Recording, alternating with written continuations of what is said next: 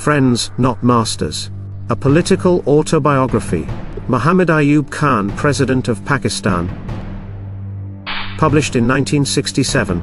This is a Plisken audiobook presentation dedicated to those who have worked for the building of Pakistan as a progressive and modern state, and to those who have defended it with such distinction. Chapter 8. The Basic Measures, 1958 to 1960, Part 1. In the 1954 document, I had said, "Nothing much will be gained unless we carry out land reforms in a scientific fashion. Possession of vast areas of land by a few is no longer defensible, nor is acquisition of land without compensation." So when martial law was proclaimed in October 1958, I had the priorities worked out in my mind, and I knew how I should proceed when introducing the various reforms. I had told Iskander Mirza that now that the revolution had come, there were going to be some basic changes, and that no one would be allowed to obstruct the logical course of the revolution. On October 17, 1958, I issued a statement in which I said, "There seems to be a fear in the minds of people that if martial law is lifted soon, the old order will return with its attendant wickedness and evils, and all the good that has been done will be lost. Let me assure everyone that, while martial law will not be retained a minute longer than is necessary, it will not be lifted a minute before the purpose for which it has been imposed is fulfilled. That purpose is the clearing up of the political, social, economic and administrative mess that has been created in the past. The country has to be brought back to convalescence, if not complete health. In addition, certain major reforms have to be introduced. All these things will need the cover of martial law." I made out a list of reforms and asked my colleagues which one, according to them, would be the hardest to implement. The unanimous view was land reforms. Well then, let us have the land reforms first, I decided. A Land Reforms Commission was set up on October 31, 1958. 7,000 to 8,000 powerful families were involved, and, knowing how attached our people were to land, I had no illusions about the extent of the resistance I should have to face. I knew that if I could get this through, other reforms would have comparatively smooth passages. The situation in West Pakistan at the time was that more than 50% of the available land in the Punjab, a little less than 50% in the northwest frontier, and over 80% in Sindh, was in the possession of a few thousand absentee landowners.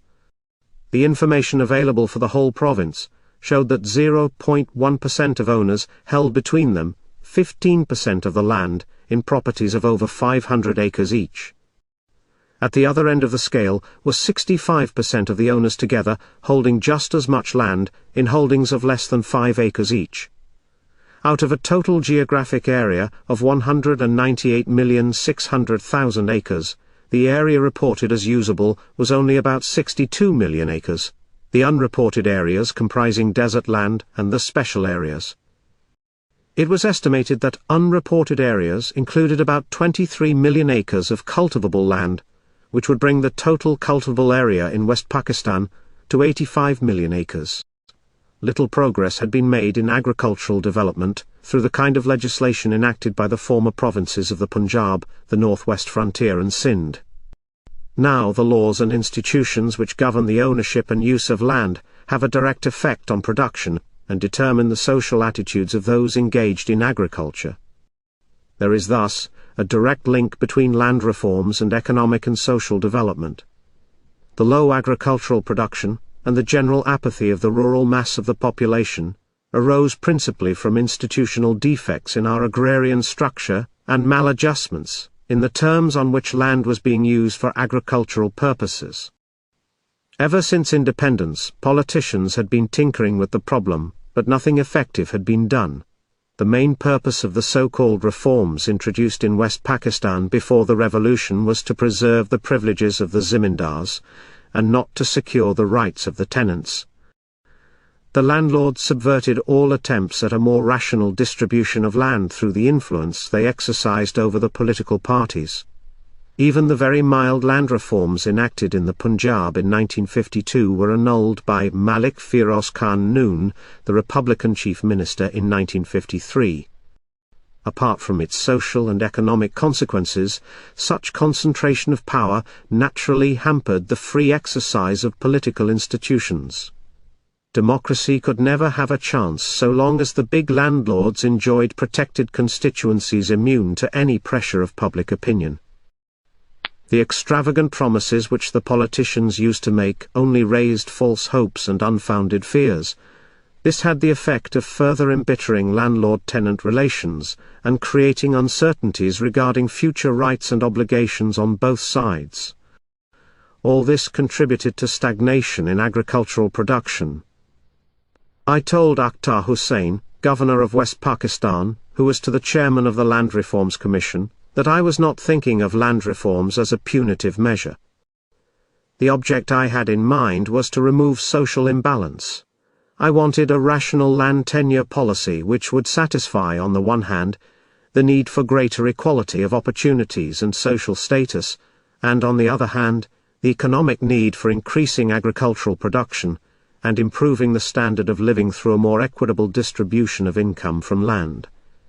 Land reforms represented a vital link in the chain of measures that I proposed. We could not have a democratic system if a vast majority of people in the countryside were living the life of serfs. Voting, in such a situation, had no meaning as whole constituencies were controlled and dominated by a few landlords. Experience had shown that even under the so-called direct elections, the trend of voting was dictated by 4 or 5 people in each area.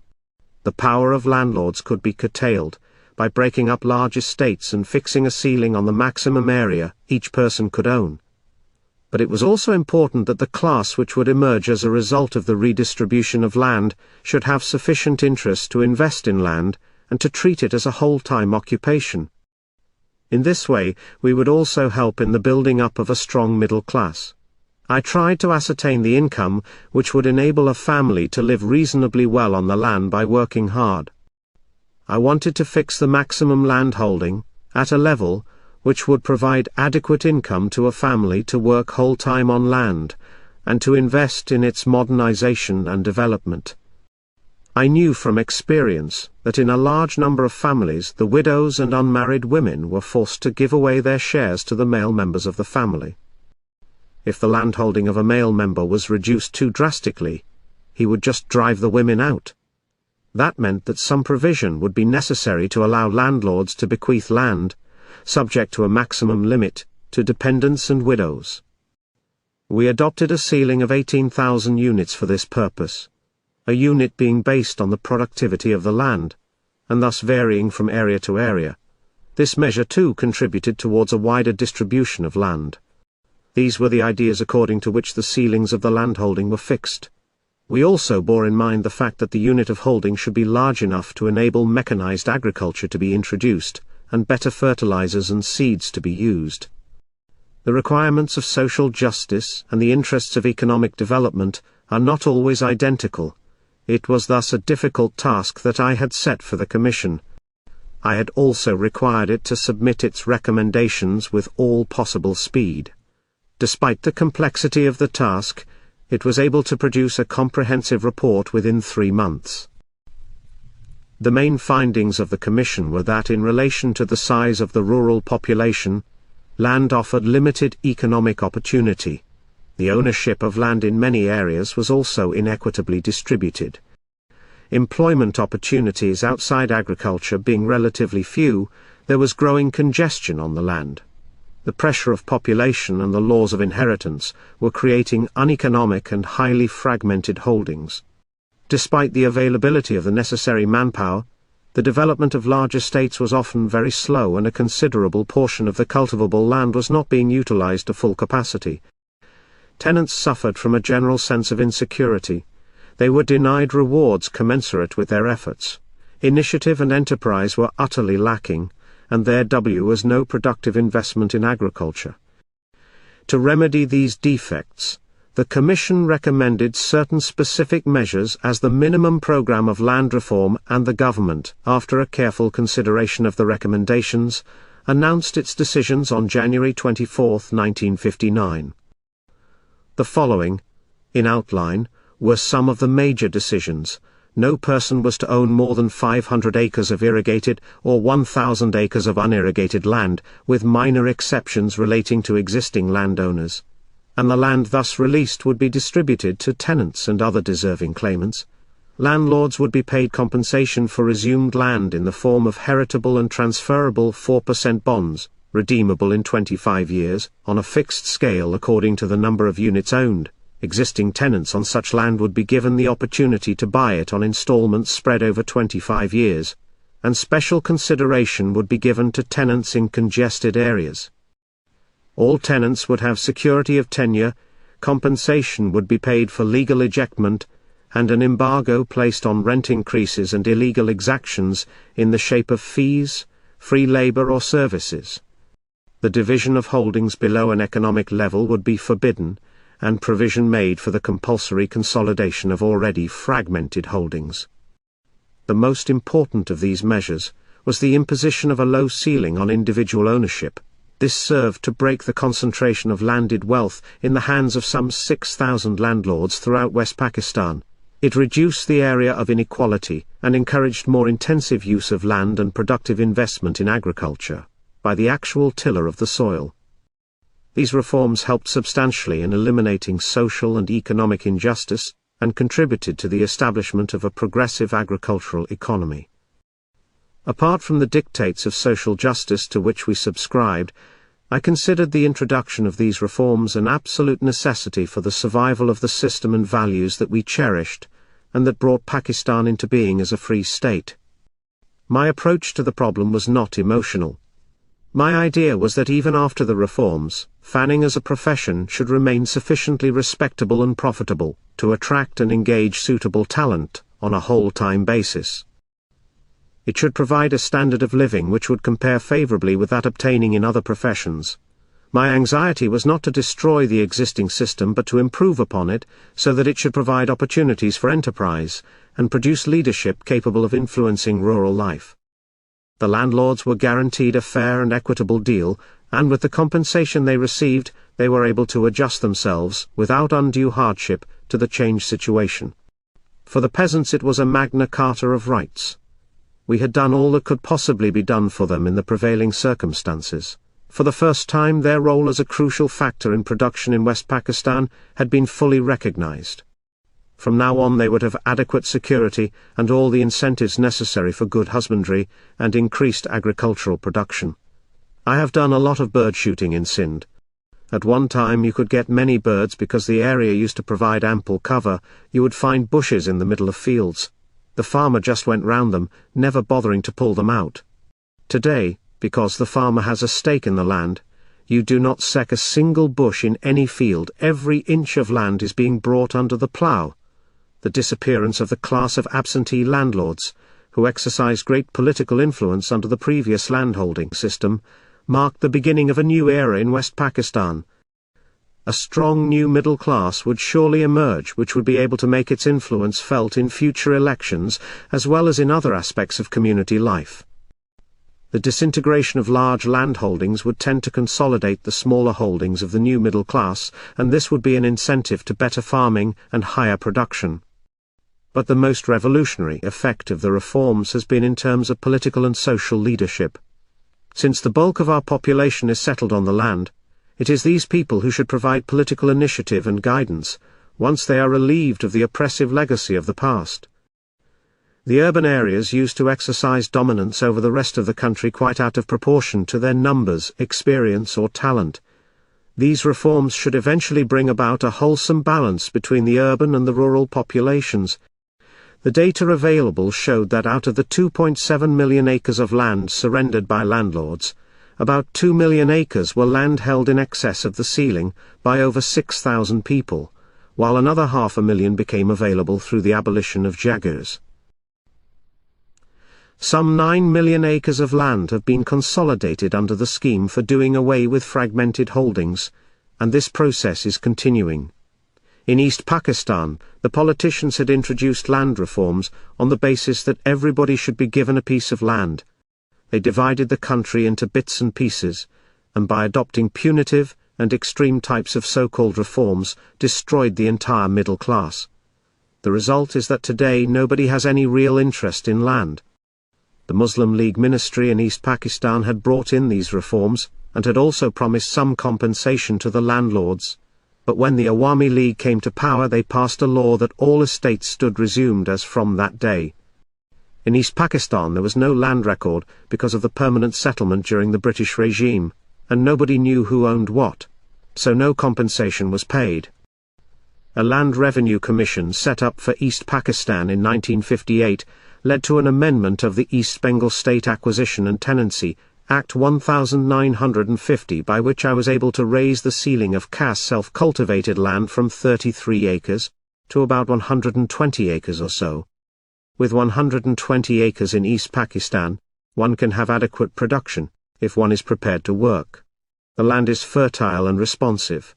Under the same amendment, the limits of subsistence and economic holdings in East Pakistan were fixed at 3 acres and 8 acres respectively. Meanwhile, I had been pressing the East Pakistan government to get the land records made as quickly as possible and start giving compensation to the landlords from whom land was resumed. They had to have something with which to start life afresh, and become useful members of society. Some people have asked me whether mechanization of agriculture and use of improved fertilizers and better seeds could not have been achieved through cooperative fanning. We have found from experience that cooperative fanning does not work in our social system. It can succeed only under a communist system. The Indians are experimenting with cooperatives. They have split up the holdings to 30 acres each. The results have been dismal. You cannot get results through cooperatives in conditions comparable to ours, unless there is a measure of compulsion. And this notion that everybody must own land, just does not make sense. We do not have enough land to give to everybody. You can broaden the base of ownership, but you must have a class of people interested in investing in land and working on it on a sound economic and progressive basis.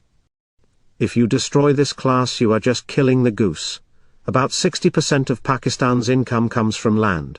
Under our land reforms, landlords, by tradition a lazy people, are working harder on the land, and are getting far more out of it. They have introduced mechanization, fertilizers, and better seeds. A whole class of young people after finishing college are going back to the land. All this makes for a healthy agricultural community. It is not easy to encourage investment in agriculture. In the dry areas land revenue is fixed, but in the canal areas in Sindh the amount of revenue fluctuates with the type of crop and the prices. In other words, a man who works harder and produces more has to pay more taxes to the government. The West Pakistan government is now considering a system under which it can have a fixed land revenue. Once that is done, the farmer will be encouraged to get the maximum out of his land. Cooperatives can be useful in Pakistan, but in the field of common credit facilities. I should like to see finance cooperatives started in every union council, to take the place of the village money lender who has fortunately disappeared, but the void left by him has not been filled. Rural credit facilities are a problem. The answer really is that the union councils should establish their own savings accounts and cooperative arrangements. The democratic content of the new constitution would have been a sham without the land reforms. Ask a farmer whose family has been tilling a plot of land for generations how these reforms have changed his whole attitude towards life. He sweated and toiled, as did his forefathers, but neither they nor he could claim that plot of land as his own. The land reforms have changed his destiny. He is now likely to be the proud owner of his land. The pattern of our social and political life is being transformed. Governments who maneuvered themselves into power on the strength of their vast estates will no longer be able to stage a comeback. Leadership will now be judged not in terms of acres of land, but by social and human values. The curtain has been rung down on the dismal interplay of extreme poverty and excessive wealth, which had long dominated the rural scene. A good deal of what I planned to do was going to affect the lives of powerful people in the country, as well as the masses. They all had to be clear in their minds about the necessity for the change, so that once it was made, although it might prove distasteful in the beginning, it would have their support, and they would try to sustain it in future. In that, I think I succeeded to a large extent. All reforms hurt vested interests, and most of my reforms were directed against vested interests. 6,000 powerful and lords in West Pakistan lost through the land reforms about 27 million acres or land. Murders are committed over an inch of land. Here were near 3 million acres given up without a squeak. Part 2. I have described the Holocaust of Partition. At that time I had made a rough guess that about 1 million Muslims would seek refuge in Pakistan, and even that prospect worried me because I was extremely doubtful of the administration's capacity to deal with a problem such dimensions. In actual fact, about 9 million refugees poured into Pakistan. The continuing animosity of Hindus and Sikhs, economic and social boycott, the political persecution of, and the harsh application of evacuee laws in independency India, brought about one of history's most tragic and politically motivated migrations. Every sixth man in Pakistan was a refugee from India.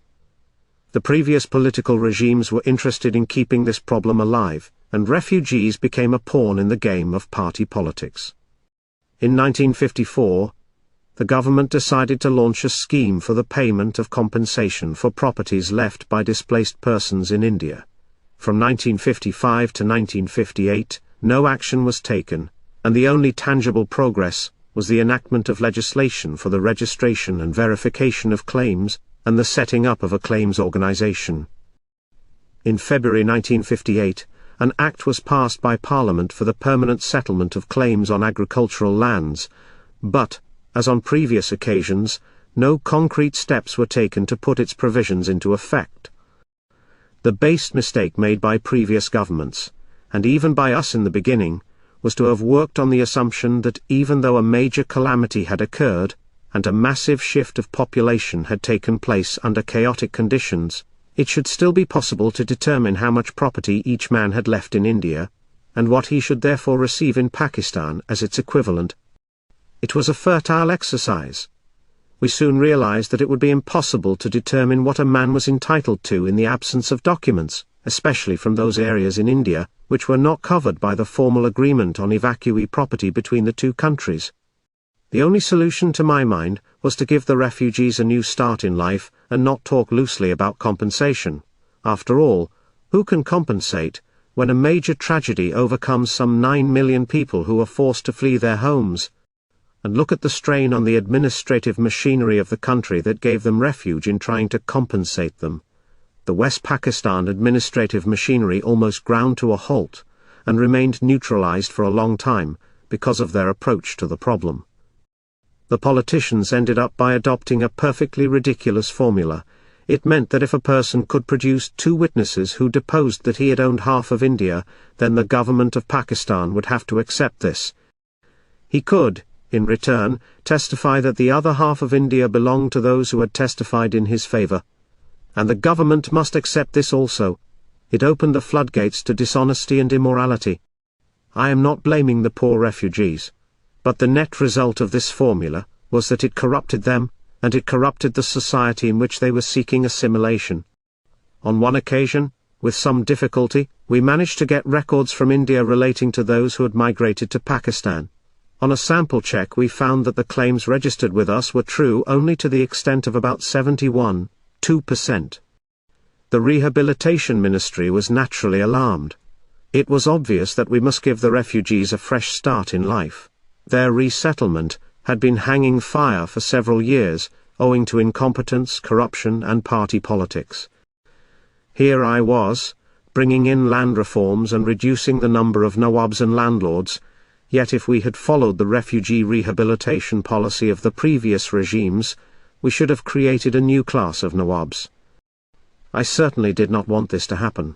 Within 3 months of the proclamation of martial law, we had set the stage by promulgating an ordinance on January 4, 1959, and following it up with further ordinances, the most important of which was Regulation 89. In September 1961, the entitlement in agricultural land determined under this regulation followed a graduated system for the preparation of fresh entitlements relating to the claims already made. An entitlement not exceeding 1,500 produce index units would be met in full, whereas for example, an entitlement exceeding 4,000 units would be met by 2,150 units plus 10% of the entitlement in excess of 4,000 units. This formula meant that a heavy cut was imposed on people with large claims. True, it was an arbitrary law. But it was merciful and more than just under the circumstances. I checked up with a large number of people affected. Many confessed now that they had got 3 times more than they were entitled to on the basis of what they had actually left behind in India.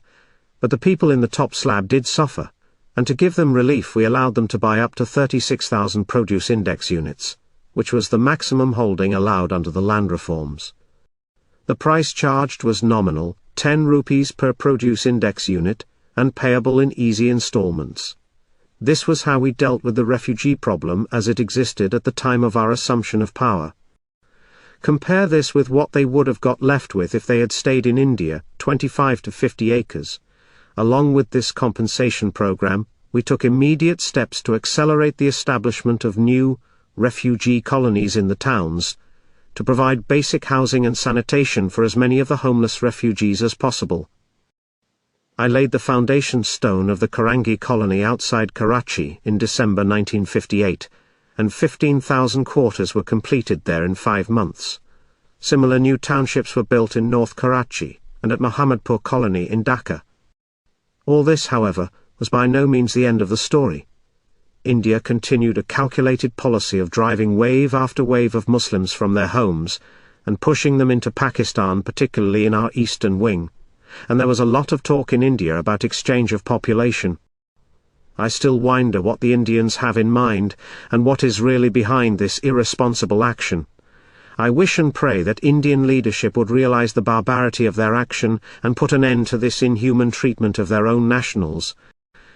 Part 3. The British government announced their plan for the emergence of India and Pakistan as 2 sovereign independent states, on 3 June 197. The plan was to come into effect from 14 August of the same year. While the government of India inherited a well-developed capital in New Delhi, Pakistan had to find a place to house its central government. There was hardly any time to select a permanent site. The immediate requirement was to find some place where accommodation was available. Looking around, no one could think of a place better than Karachi. I believe Rawalpindi was also mentioned at the time, but it had few facilities to offer, and in any case it was to be the headquarters of the Pakistan Army. The provincial government of Sindh vacated their secretariat in Karachi, where a rudimentary central secretariat was set up, but the accommodation proved grossly inadequate. Temporary hutments were put up in various parts of the city to house central government offices. The position regarding residential accommodation was still more unsatisfactory because no houses were released by the Sindh government. A large number of army barracks were converted into temporary residences. Naturally, there was considerable resentment among government servants because they could not give of their best in those conditions. Karachi is the only port for West Pakistan. It is situated on international air routes, and even before independence was a center for foreign commercial firms. After independence, a large number of men with money and business acumen migrated from Bombay, Kathiawar, and other places in India to Karachi, and the town soon developed into the principal commercial and industrial complex of the country. With the influx of refugees and industrialization, its population began to grow rapidly, and civic facilities began to deteriorate. A city of some 250,000 in 1941 had grown to over 1 million by 1951. And the census of 1961 showed a population just short of 2 million. As it is, the place has an enervating climate, which saps one's energy and efficiency. This, along with unhygienic conditions prevailing throughout the city, had a serious effect on the health of the government servants. The whole administration looked worn out after the first few years. Tyre Town also became a center of agitational politics. Politicians found that they could collect mobs with the help of industrialists and businessmen, and bring all kinds of pressures to bear on the government. A time came when one large public meeting attended by a riotous mob could determine the fate of the government. Constant contact with businessmen had a corrupting influence on government servants, and many of them succumbed to temptation.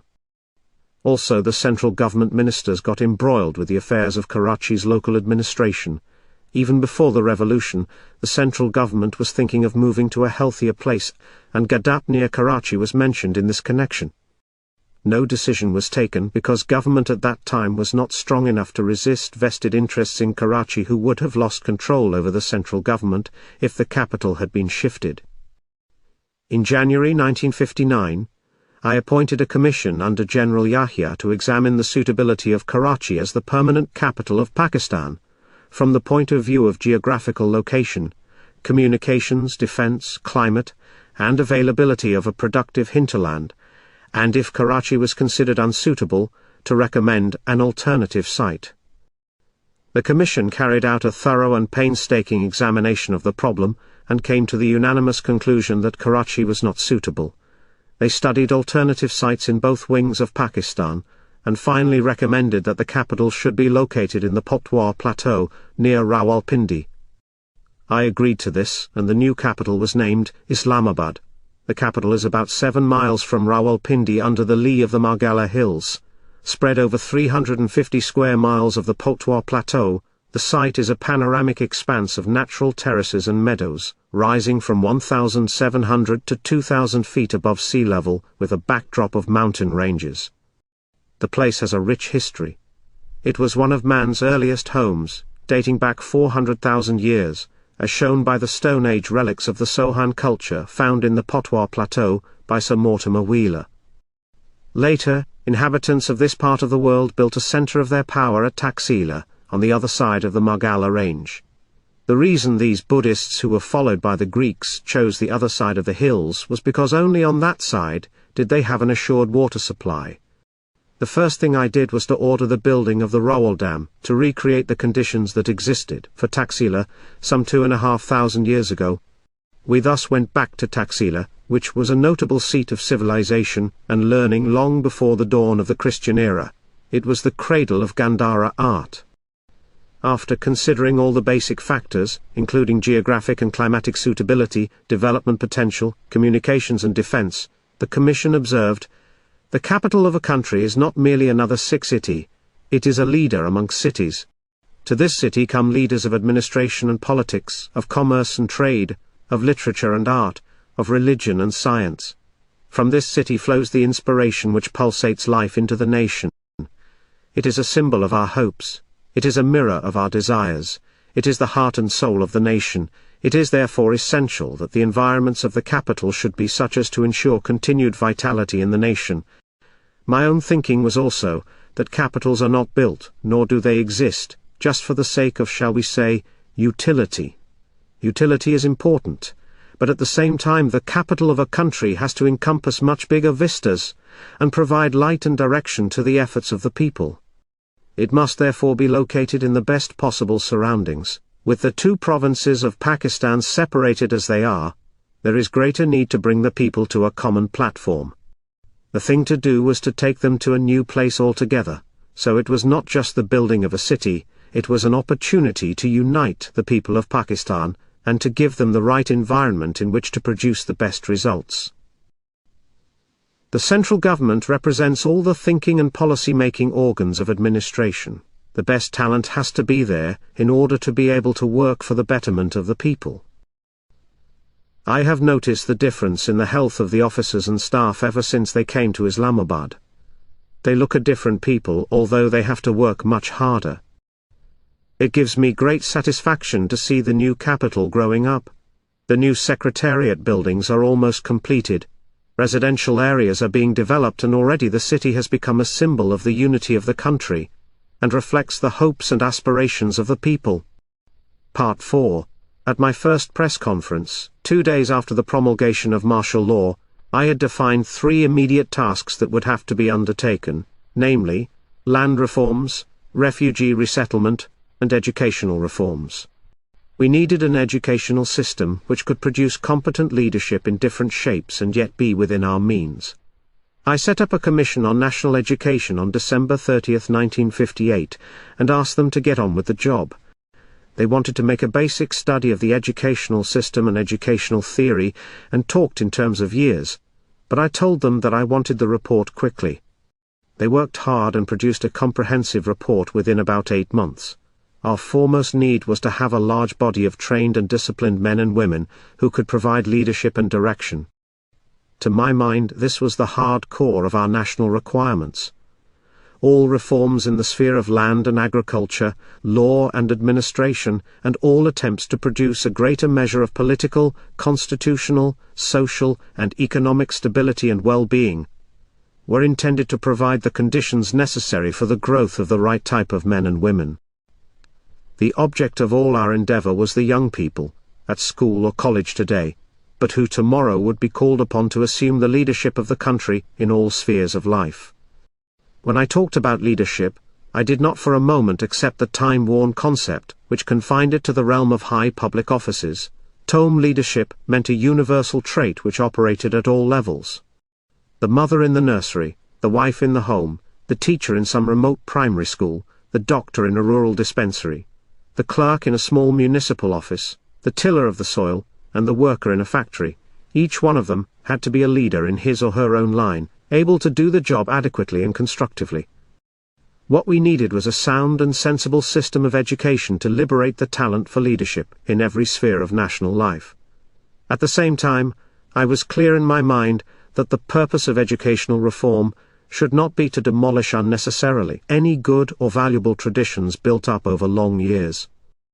Proud legacies and treasures of the past have to be protected, but old laurels do not stay fresh unless nurtured by an urge for new achievements.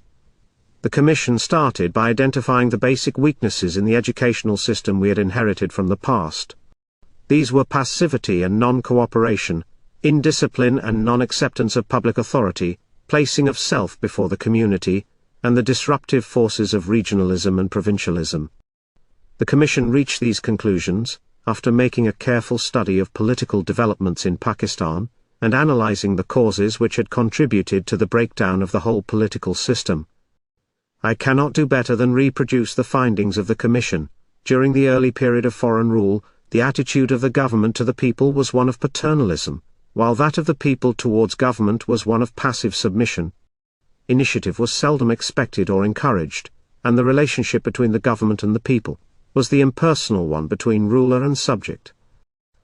The Commission felt that this passive attitude had been changed into one of active resistance to government during the struggle for independence, but that after the creation of Pakistan, some of the worst of the old attitudes, both passivity and suspicion of government organization, had reappeared. Having summed up the basic weaknesses of the system, the Education Commission went on to devise remedial measures.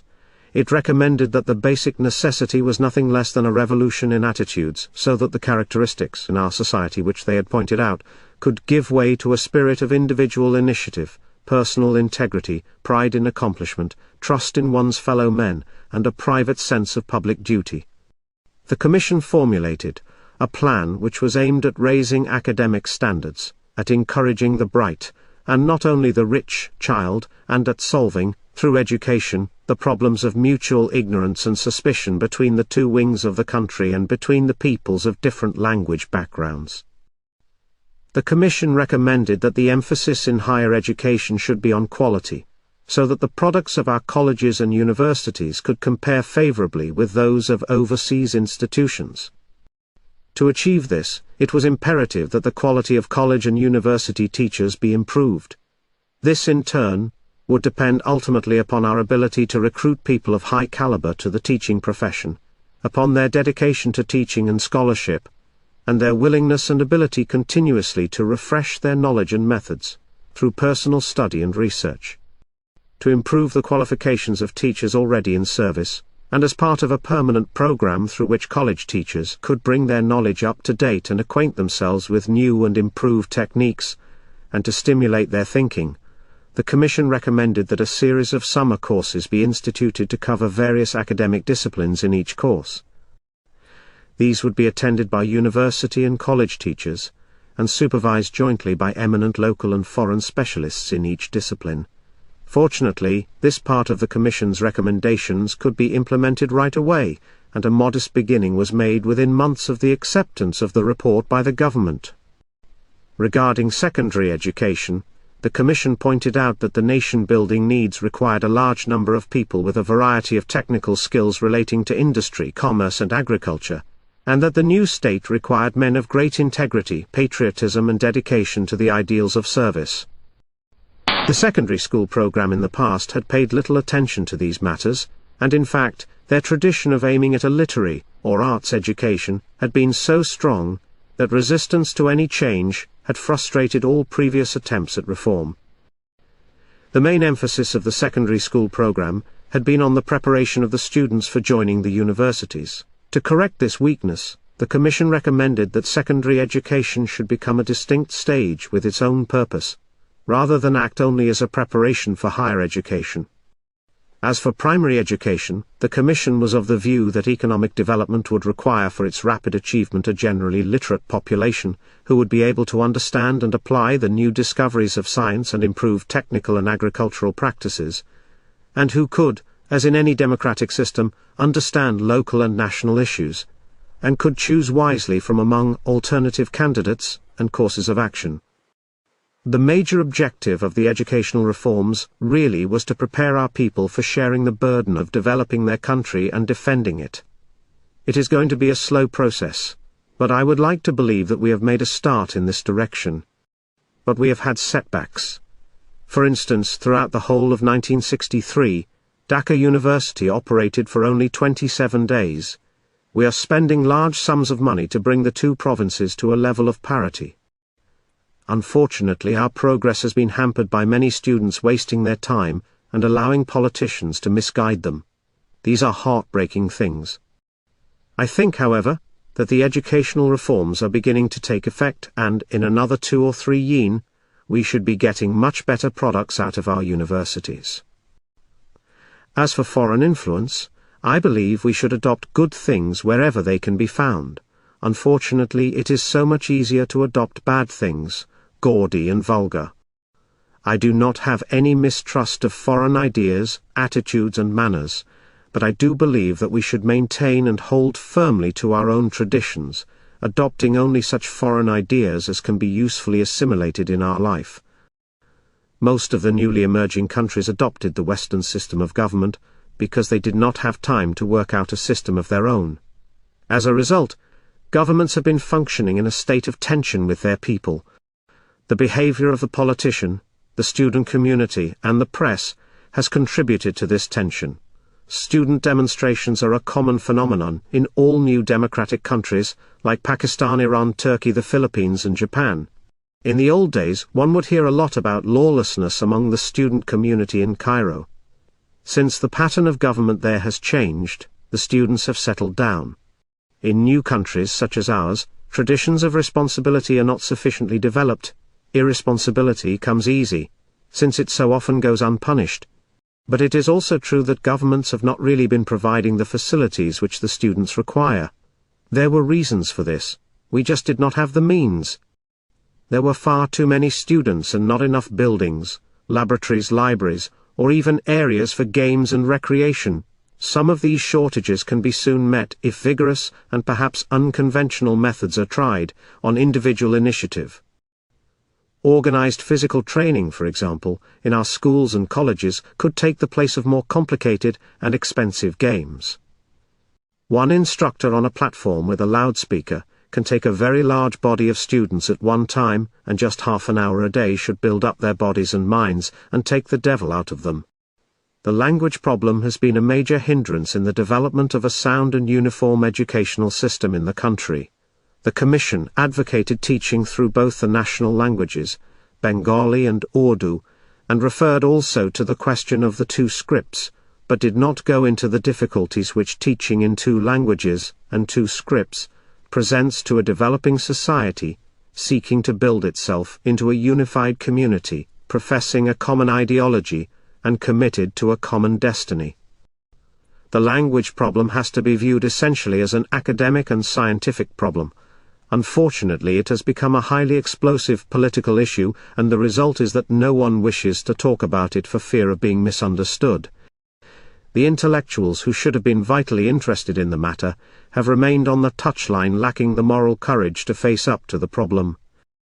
Their attitude has been to leave it to the political leaders to come up with some solution and face the odium so that they may be able to sit back in comfort and criticize whatever solution is offered. It is quite clear to me that with two national languages we cannot become a one-nation state. We shall continue to remain a multi-nation state. I am not necessarily arguing against this, I am just stating a fact of life which has to be recognized. For it is the case that one language cannot be imposed on the whole country. Neither Bengali nor Urdu can become the language of the whole of Pakistan. It is equally true that if the people, both in East and West Pakistan, want to develop cohesion, they must have a medium to communicate with each other. And this medium must be a national medium. To evolve such a medium, we have to identify common elements in Bengali and Urdu, and allow them to grow together through a common script. Admittedly, it will be a long process, but with growing understanding and knowledge of each other, a national medium is bound to emerge and take shape. I cannot enforce this idea. All I can do is to pose the problem, and to emphasize the need for solving it, if we are to preserve national identity and unity. Of all the reforms we initiated, in pursuance of the philosophy of the revolution, the reconstruction of the system of education was the one closest to my heart. No economic planning, social progress, or spiritual enlightenment could make much headway without a sound and realistic base for education. This immense task requires the pooling of all the talent in the country, and I sincerely hope that this trill be forthcoming in implementing the intentions underlying the reforms. Only then can we have an educational system which trill meet the individual and collective needs of our people. Part 5. As far back as 1954 I had written that, there is the problem of our legal system, which is most expensive, ineffective, dilatory, tyrannical, and totally unsuited to our genius. This would need complete overhaul and made humane, quick, and cheap. The answer would seem to be in having a jirga-com judicial system, and revision of evidence and procedural laws, with only one right of appeal. The highest judicial court for dealing with cases other than constitutional would have to be created in each subunit. The federal or the provincial high courts should deal only with eases of a constitutional nature. I remember my father telling me on one occasion that after the First World War, there was a demand from the people who had supported the British that they should be compensated for it. The British government asked district authorities to explain to the people how much Britain had done in the way of introducing reforms to help the people of India. The Deputy Commissioner of Hazara, a Colonel James, called a meeting of leading people in Haripur. There was only one chair for the Deputy Commissioner, and the audience had to squat on a carpet. My father, who had been invited to this meeting, resented this and stood under a tree. The Deputy Commissioner said that everything possible was being done by the government, but the general backwardness could not be removed overnight. He specifically referred to litigation, which seemed a widespread occupation in the area, and said that everyone came to the courts with false complaints, and then asked for justice. My father said that it was true that people concocted and fabricated eases, and told all kinds of lies, but this was not because there was anything wrong with the people. The whole system was fundamentally alien to their temperament and needs. People had discovered, through trial and error, that the legal system introduced by the British was heavily weighted in favor of those who indulged in lies and falsehood. The administration did everything to encourage individuals to make allegations against their own people. It was no use blaming the people. What was required was a reorientation of the system. Penderel Moon, a former member of the Indian Civil Service, observes in his book Strangers in India that the legal system is beyond the comprehension of a large majority of the people. It is intricate, it is dilatory, it is expensive, and what is worse, it does not even give you justice. If you do succeed in getting justice out of this system, you are just plain lucky.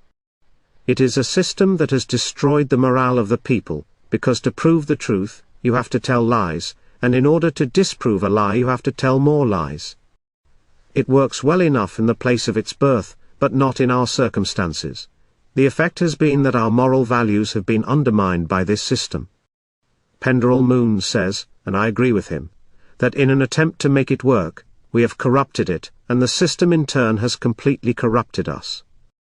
I, for one, have little faith in the present legal system.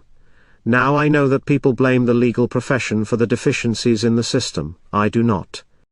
They did not invite this system, it was forced on them. But what is surprising is that I do not see any urge within the legal profession to bring the system into line with the pattern of life in Pakistan. There are many lawyers who are dissatisfied with it, but they show their dissatisfaction in private, and not openly, because some of their own colleagues in the profession will resist them fiercely. And any form of major change would inevitably come up against vested interests.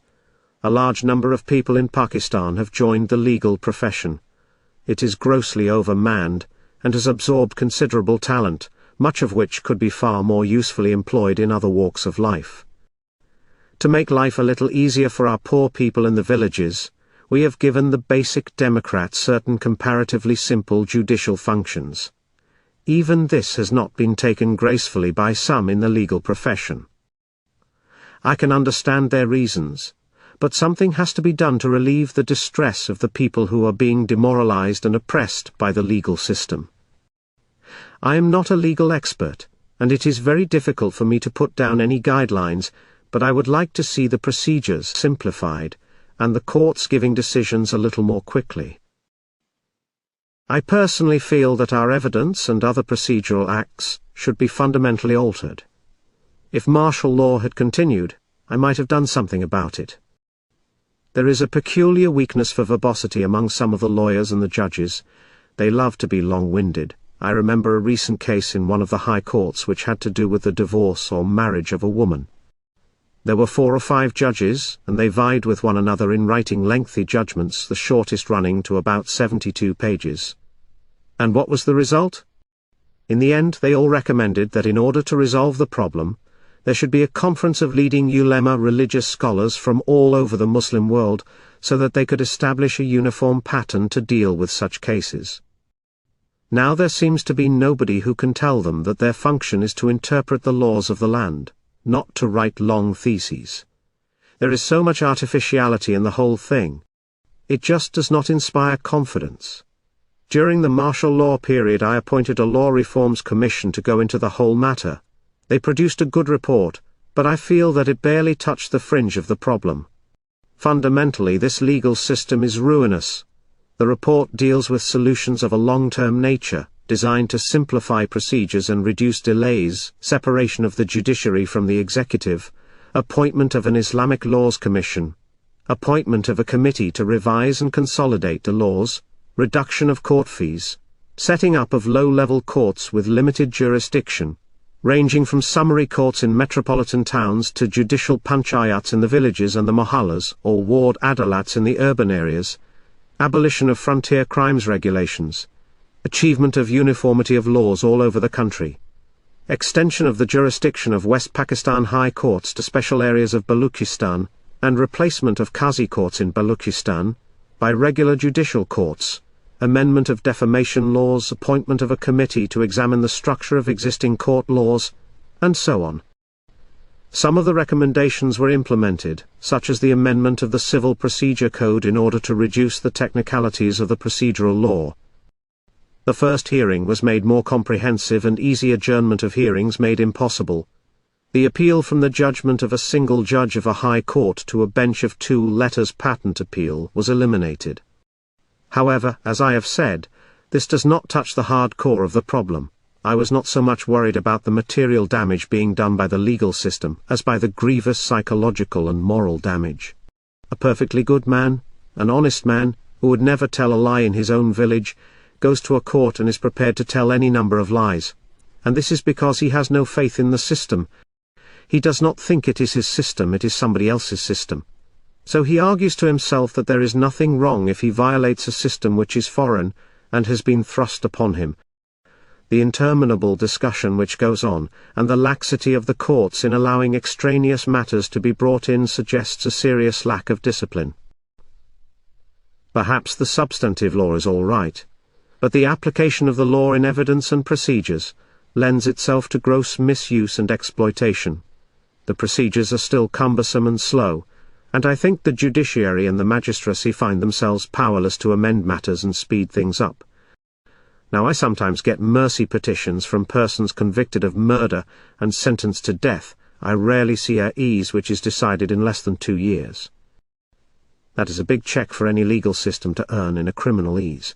On the other hand, in any civil ease, if you have the money, and you want to ensure that no decision is arrived at, you can go on indefinitely. I once asked a judge, whom I have known for a long time, what life was like in the high courts. He said, "Well, you know, in every ease there are 2 sides, the prosecution and the defense, and in civil cases there are 2 parties. One just sits there and listens to lies from beginning to end, from both sides, lies and rubbish, and the task is to make sense out of it all and give a decision."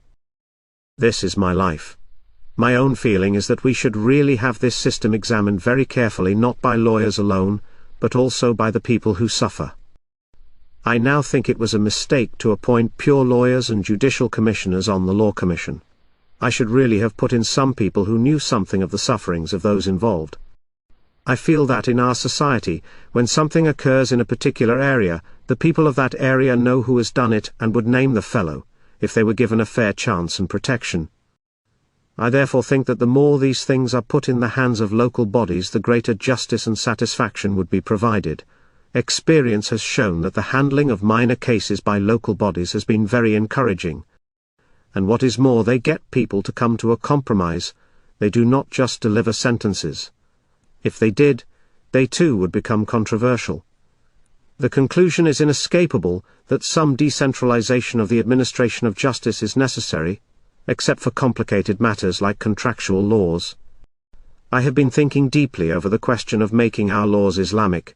If we succeeded in that, our legal system would become more humane and workable.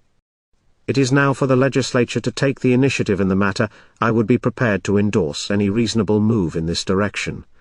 But while there is a lot of loose talk on the subject, no one, not even the ulema, has so far come forward with any concrete ideas.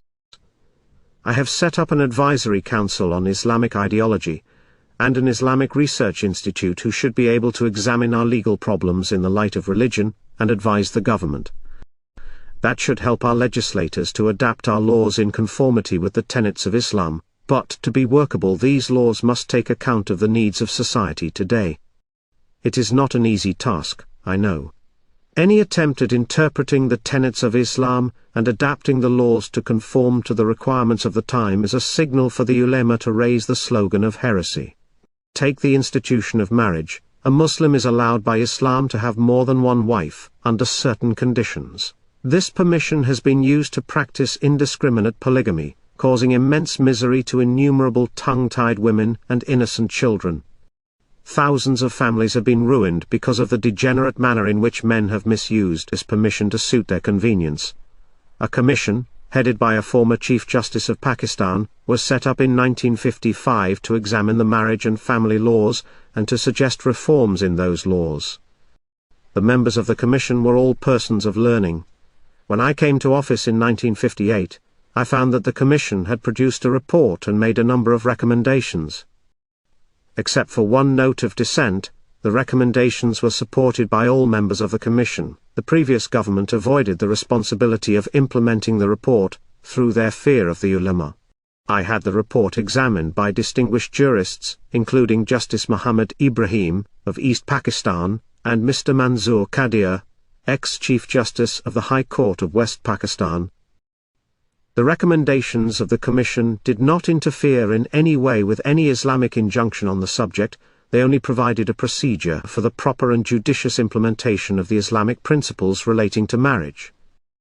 I decided to implement the procedure recommended by the Commission because I considered it my duty as a Muslim and as head of the state to do what was necessary to eliminate a grave social malpractice, which was affecting the lives of the people.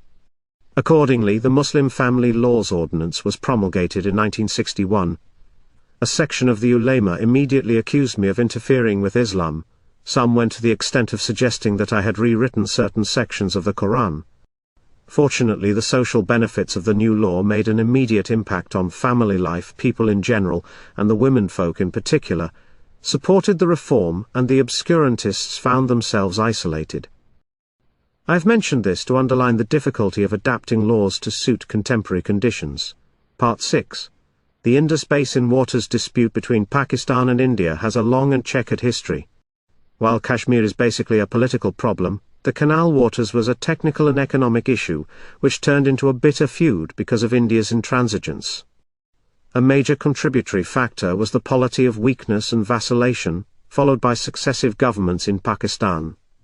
Soon after the promulgation of martial law, I told a news conference in Karachi that if the Kashmir and canal water disputes were settled peacefully, the new regime should be able to work out some mode of coexistence with India. I decided to deal with both the problems in a pragmatic spirit. The Indus, with its 5 main tributaries, is one of the great river systems of the world. Its annual flow is twice that of the Nile, and 3 times that of the Tigris and Euphrates combined, amounting to almost 170 million acre-feet, or enough water to submerge to a depth of 1 foot the whole area of France or the state of Texas in the United States. The rivers, together with the system of irrigation developed over the past 100 years, support a population of about 40 million in Pakistan and 10 million in India, or almost 1/10 of the combined population of the 2 countries. The Indus Basin irrigation system is the largest in the world, irrigating about 30 million acres, or a larger area than that irrigated in Egypt and the Sudan by the Nile. The partition of the subcontinent in 1947 left the headwards of some of our major irrigation systems in Indian territory. All the canals of what are known as the Central Bari Doab and the Sutlej Valley projects depended for their supplies on headworks and rivers under Indian control. The rivers Sutlej, Beas, and Ravi, whose waters flowed into these canals, originated and ran for long distances in Indian territory, before they entered Pakistan. Soon after partition, India chose to take the drastic action of withholding water supplies to our canals, and created a grave crisis for us. Water was released only under certain conditions, to which we had no option but to agree, for the alternative was the physical devastation of vast fertile areas. The problem was made more complex because, until then, the Indus Basin irrigation system had been developed entirely from river flow and without reservoir storage. Water supplies were governed not only by seasonal variations but also by the yearly variations in the flow of the rivers, depending on rainfall in the upper reaches of the Himalayas. India was trying to appropriate for her own use all the waters of the Sutlej, the Beas and the Ravi, and, perhaps, some waters of the Chenab. As an upper riparian, she was in a position to deprive us of all this water which flowed through her territory. Tempted by the prospect of quick economic development by utilizing easily available water, India started on huge engineering works, which could only result in the complete desolation of vast areas of land in Pakistan. The sharing of the waters of the Indus system had been a matter of dispute for many years. Before partition there were water claims continuously in dispute between the Sindh and Punjab provinces of undivided India. Partition drew the border between India and Pakistan right across the Indus system. Pakistan became the downstream riparian, and the headworks of 2 of the main irrigation canals in Pakistan were left on the Indian side of the border. The sharing of the use of the waters then became an international issue. Somewhere about 1955 or 1956, when I was Commander-in-Chief, there was a great deal of talk in the press about the Indus Basin dispute. The Indians seemed determined to cut off water supplies to our canals. If that had happened, the country might well have found itself involved in an armed conflict with India. I knew very little about the problem, so I asked for elucidation. The West Pakistan government sent 2 engineers who explained the case in great detail to me. My main warn was the vulnerability of Pakistan. The sources of the rivers were in India along with the headworks.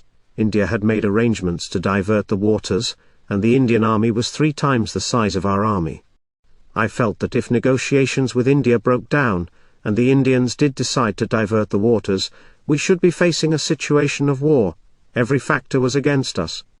The only sensible thing to do was to try and get a settlement, even though it might be the second best, because if we did not, we stood to lose everything. In October 1958, very soon after the revolution, I undertook a closer study of the facts of the case, and acquainted myself with the issues involved. I came to certain definite and firm conclusions. By May 1959, the main issues had crystallized, and the World Bank had reached the stage when they could make us a definite offer. Agreement was reached on the general principles on which a water treaty should be based.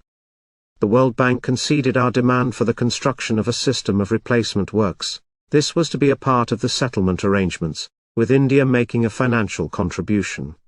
The World Bank team, headed by its president Eugene Black, offered us the Mangla Dam plus certain headworks and the diversionary and link canals.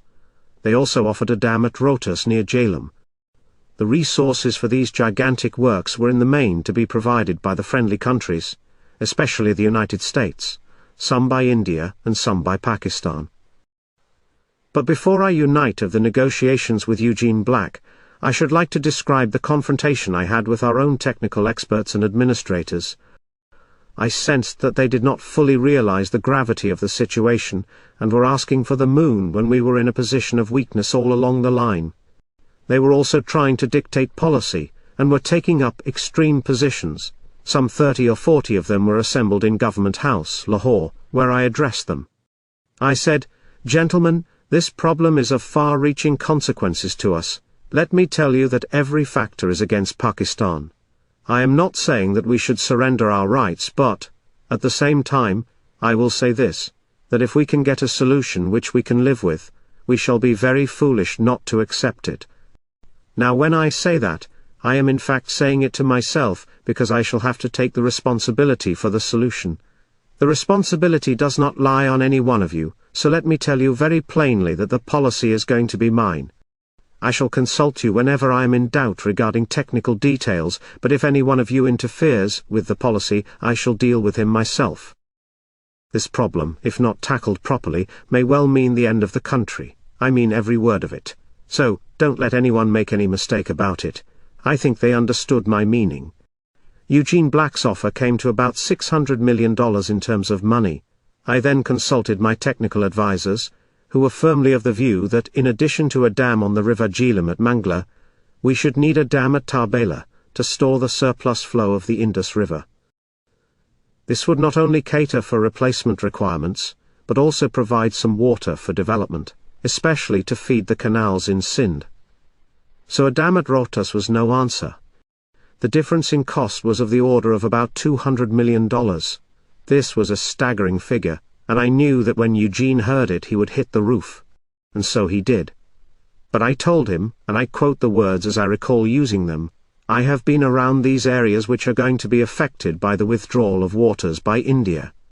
People have told me very plainly that if they have to die through thirst and hunger, they would prefer to die in battle, and they expected me to give them that chance. Our Jawans and the rest of the people fed the same way. So this country is on the point of blowing up if you don't lend a helping hand. This is a human problem of a grave nature, and cannot be blinked away. What we are being called upon to do is to barter away naturally flowing waters into our canals for storage water, and the history of storage is that it begins to silt the moment it is completed. Besides, we are going to be put back by about 10 years or so by building these storages and link canals. All this effort could have been put to more constructive effort. So, we are making great sacrifices. I know certain countries have been very kind in offering us assistance, but unless we get our additional needs of water, apart from replacements, there is going to be chaos in this country. So a dam at Tarbela is a must. Eugene Black thought I had made his task very difficult. He did not know how he was going to persuade the donor governments to provide another $200 million. He wanted to have some time to think over the matter. I urged him, "Must you have time to think over an obvious thing like this?" We went over it again and again.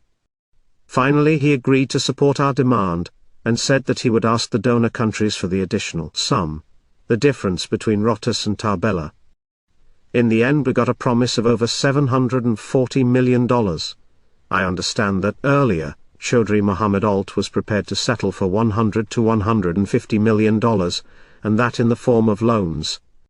We should be grateful to the friendly countries, and to Eugene Black for what they have done for us. Later they promised to give an additional $350 million for Tarbela, or its equivalent, because costs had gone up. For the latter sum all credit is due to George Woods, who succeeded Eugene Black as new head of the World Bank. The Indus Waters Treaty was based on the division of the rivers, according to which, after a transitional period often years, extendable at Pakistan's request up to 13 years, the three eastern rivers, Ravi, Beas, and Sutlej, will be allocated exclusively to India, while the waters of the three western rivers, Indus, Jhelum, and Chenab, will be available exclusively for Pakistan, except for limited uses by India, in upstream areas in Indian-occupied Kashmir, eastern Punjab, and Himachal Pradesh. During the transitional period, Pakistan will undertake to construct a system of works, part of which would replace, from the western rivers, such irrigation uses in Pakistan, as had hitherto been met from the eastern rivers. The Indus Works program will be the largest of its kind to be undertaken anywhere in the world, and will cost about $1,070 million, of which about $870 million will be spent on the works in Pakistan. These works will include two large storage dams, one on the Jhelum River, with a reservoir capacity of 475 million acre-feet, and the other on the upper Indus with a capacity of 42 million acre-feet, 5 barrages and 8 link canals nearly 400 miles in total length, transferring waters from the western rivers to areas formerly irrigated by the eastern rivers, that is, to replace the supplies for areas served by the central Bari Doab and Sutlej Valley canals. Power stations will be installed at the Jhelum Dam with a capacity of more than 800,000 kilowatts. Tube wells will be installed and drainage undertaken to overcome waterlogging and salinity in irrigated areas, totaling 2,500,000 acres. While this system of works is being built, India will continue deliveries from the eastern rivers, according to an agreed program, which will take into account some development needs of Pakistan as well. During the course of the protracted negotiations, it had become apparent that the cost of financing the system of work in Pakistan and India, to which the two governments had agreed as one of the features of an acceptable settlement, was far beyond the capacity of these two countries. The World Bank therefore set up an Indus Basin Development Fund to finance the whole program. India undertook to contribute to the fund about $174 million, and the cost of the works in Pakistan will be financed out of the Indus Basin Development Fund. Details of the agreement show that the division of the total waters of the Indus system under the treaty would be in the proportion of 80% for Pakistan and 20% for India. The treaty was signed in Karachi on September 18, 1960, by me, Mr. Nehru, and the World Bank Vice President, Mr. Iliffe. As I explained to my people at the time of signing the treaty, the solution that we had finally arrived at was not the ideal one, but it was the best we could get under the circumstances. It should be realized that it was the immediate danger to the peace of this subcontinent posed by the dispute that had impelled the World Bank to step in as mediator in 1951. We had no alternative but to make a genuine and determined effort to assist the bank to find an engineering solution to this grave problem, which constituted a threat to peace between the two countries. A solution that we could live with and that would provide financial and technical resources to enable us to construct works which would divert the waters of the western rivers to the canals taking off from the eastern rivers. After years of negotiations of the utmost complexity, heartbreaking delays and frequent stalemates, we had, I felt, been able to obtain a solution which was adequate. So, whereas there was no cause for rejoicing at the signing of the treaty, there was certainly cause for satisfaction that a possibly very ugly situation had been averted. When one is dealing with a sensitive problem of this nature, one has to be realistic and judge the situation dispassionately in order to formulate a rational approach. Very often the best is the enemy of the good. We abandoned the chase of the ideal and accepted what was good after a careful and realistic appreciation of the overall situation. Had we not done that, we might have drifted into a conflict at a time when many factors were against us. The basis of this agreement, therefore, as far as we were concerned, was realism and pragmatism. Emotions had no place in it, nor could they be allowed to have any place where the future and safety of millions of people depended on a solution. I have nothing but admiration for President Black and Vice President Iliffe and for the bank's technical team headed by General Wheeler, who made this dispute an issue of technical skill and human needs, and lifted it from the plane of political controversy. We are also grateful to friendly powers whose contributions to the Indus Basin Development Fund were a vital factor in making the terms of settlement acceptable to us. The cost of the works was far beyond our capacity.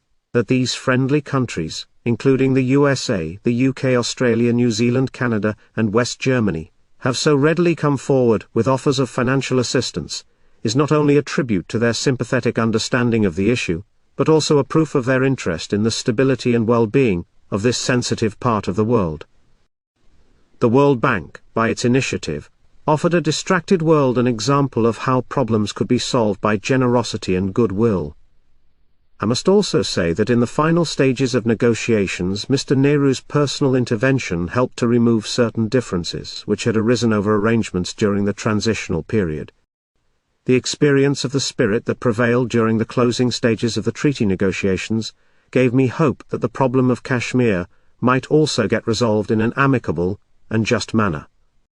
The very fact that Pakistan had to be content with the waters of 3 western rivers underlined the importance for us of having physical control over the upper reaches of these rivers to secure their maximum utilization for the growing needs of West Pakistan. In my mind, therefore, the solution of the Kashmir issue acquired a new sense of urgency on the conclusion of this treaty. With the signing of the treaty, a chapter of long and uneasy negotiations and suspense in our national affairs came to an end. We entered a period of sustained hard work to provide the huge storages and immensely long link canals for alternative sources of water. By 1970, we hope to have completed these works, and when that is done we shall be independent of India in the matter of water supply.